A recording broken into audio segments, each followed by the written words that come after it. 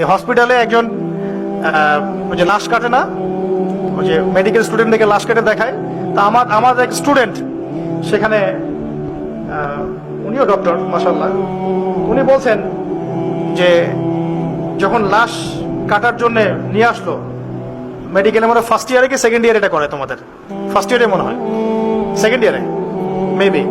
তো এই লাশটা ছিল একটা মেয়ের লাশ, আর যারা উপর থেকে দেখছে, এটা তো কাটা অনেকেই দেখে, স্টুডেন্ট তো অনেক, সবাই তো কাছে আসতে পারে না, অনেকে দূর থেকে দেখতেছে। যে টিচার এই কাজটা করতেছে, সেই টিচারটা করতে গিয়ে মাথাটা এখানে কিন্তু খুলে ফেলে, কিছু একটা দিয়ে আঘাত করে খুলে ফেলে। তখন উনি বলছেন যে এই যদি হয় শেষ পরিণতি, তাহলে তোমাদের তো লিপস্টিকের কি দরকার আছে। টিচার বলছেন এই কথা।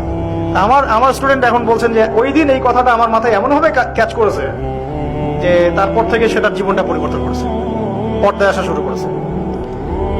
একটা মেয়ের যদি জীবনের শেষ অবস্থা এই হয়, তাহলে এই বেপর্দামের কি দাম আছে?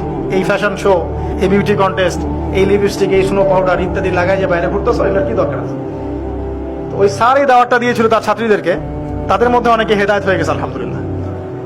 এটাই বলছি যে আমরা কিন্তু সবাইকে চলতে ফিরতে হেদায়েত এর পথে আনার চেষ্টা করতে পারি। আল্লাহ পাক আমাদের সবাইকে তৌফিক দান করুন, আমিন।